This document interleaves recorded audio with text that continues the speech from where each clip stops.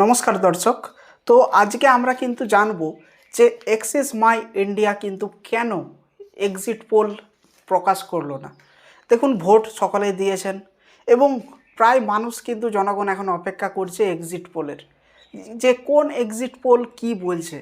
আসলে বুথ ফেরত সমীক্ষাগুলি যে হয় সেগুলি তো গ্রাউন্ড লেভেলে হয় এবং তারা আসলে কি বলছে।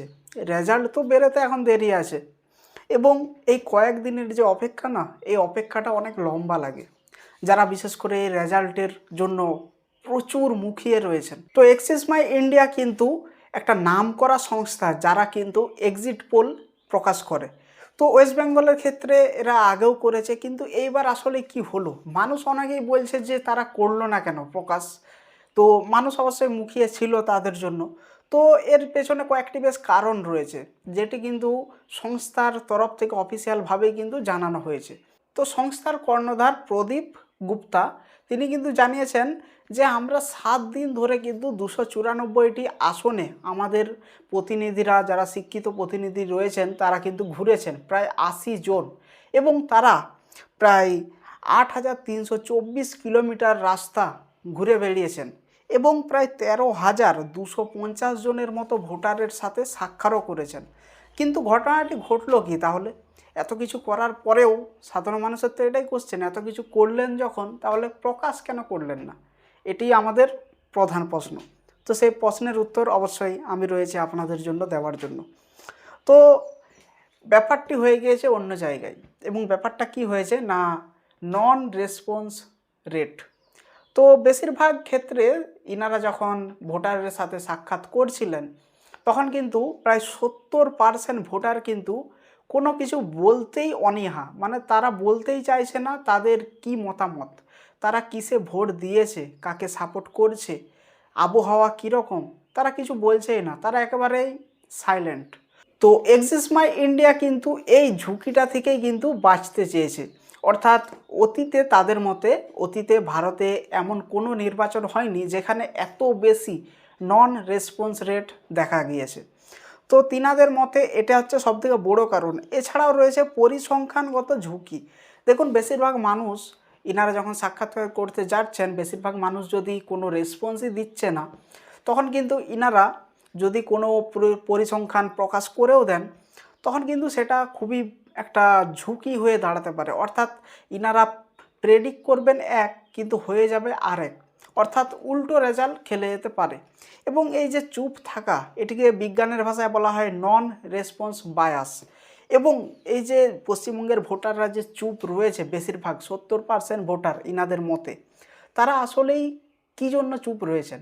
তারা কি শাসক দলের ভয়ে চুপ রয়েছেন, নাকি পাল্টানোর ইঙ্গিত সেটা চুপচাপ?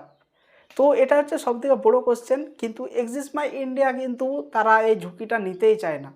তাদের একটাই বক্তব্য যে আমরা যেভাবে সমীক্ষা করেছি এবং 70% মানুষ যেহেতু চুপচাপ, আমরা কোনো কিছু সঠিকভাবে তথ্য প্রদান করতেই পারছিলাম না, সেই কারণে কিন্তু আমরা চাইলাম যে আমাদের সমীক্ষা প্রকাশ আমরা করব না। সমীক্ষা প্রকাশ এইভাবে করার থেকে না করাটা সবথেকে ভালো এবং জনসাধারণকে শুধু শুধু বিভ্রান্তি করে এই ধরনের সমীক্ষা প্রকাশ করে তাদের কোনো উদ্দেশ্য ছিল না তাদের, সেই জন্য তারা করেওনি। তো এখন সবথেকে বড় কোশ্চেন, আসলে এই 70% ভোটাররা চুপচাপ কেন?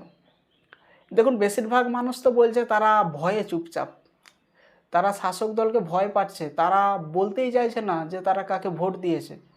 কিন্তু একদল মানুষ, অর্থাৎ অপর দিকের মানুষ কিন্তু বলছে এগুলি সবই বিজেপির ভোটার, যারা কিন্তু মুখ খুলছে না, কিন্তু ভিতরে ভিতরে তারা পাল্টানোর দিকেই ইঙ্গিত দিচ্ছে।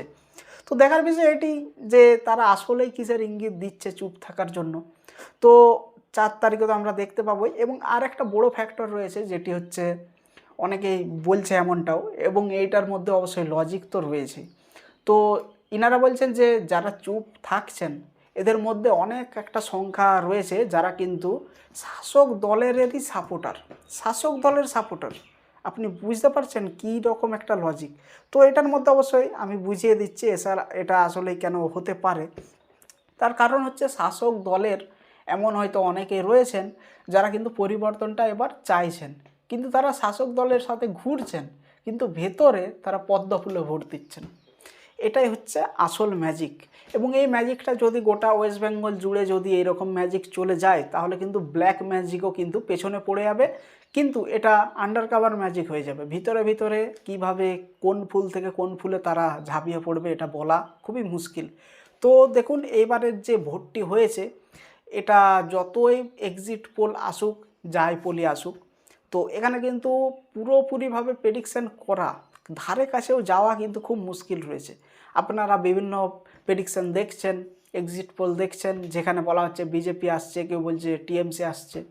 তো এগুলিকে পুরোপুরি বিশ্বাস করা যাচ্ছে না। তার কারণ এবারের এই যে ভোটটি এটা কিন্তু নো রেসপন্স রেট খুবই বেশি। তো এই ভোটে কি হতে পারে খুবই মুশকিল বলা, কিন্তু হ্যাঁ যেভাবে ট্রেন্ডিং দেখা যাচ্ছে বিজেপির, তাতে কিন্তু বোঝা যাচ্ছে যে বিজেপি জেতার সম্ভাবনা কিন্তু 60 থেকে 70% রয়েছে। তার কারণ আমাদের চ্যানেলেও কিন্তু দেওয়া হয়েছিল একটা পোল, সেখানেও কিন্তু বিজেপির দিকে ওজনটা একটু বেশিই রয়েছে। তো এগুলি ছাড়াও কিন্তু বেশিরভাগ আপনারা যদি সোশ্যাল মিডিয়া অ্যাক্টিভ থাকেন, এছাড়াও যদি আপনারা গ্রাউন্ড লেভেলেও অ্যাক্টিভ থাকেন, তাহলে কিন্তু বিভিন্ন জায়গায় আপনারা দেখতে পাবেন পাল্টানোর হাওয়া।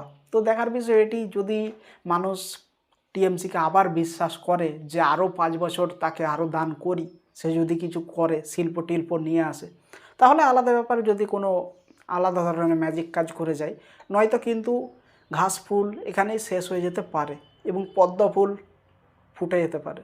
তো আপনাদের কি মতামত অবশ্যই জানাবেন, টিএমসি জিতবে নাকি বিজেপি? এবং এক্সিস মাই ইন্ডিয়া এরা যে প্রকাশ করলো না তাদের সমীক্ষা, এর পেছনে আপনারা কি এই দিকগুলিকে গুরুত্ব দিচ্ছেন নাকি অন্য কিছু কারণ রয়েছে? অনেকে তো বলছে আবার বিজেপি বেশি টাকা দেয়নি বলে তারা সমীক্ষায় প্রকাশ করেনি। তো বিভিন্ন মানুষের বিভিন্ন রকমের মতামত থাকতেই পারে, আপনাদের মতামতগুলিও খুবই গুরুত্বপূর্ণ, আপনারা লিখে অবশ্যই জানান। এবং আমি গুরুত্বপূর্ণ মতামতগুলি যেগুলি দেখি আমি সেগুলিকে অবশ্যই রিপ্লাইও করার চেষ্টা করি। তো আপনাদের সাথে আমি পরবর্তী আপডেটে আবার দেখা করব। ততক্ষণ পর্যন্ত সঙ্গে থাকবেন, সাবস্ক্রাইব করে ভিডিওটিকেও লাইক দিয়ে দেবেন। ধন্যবাদ।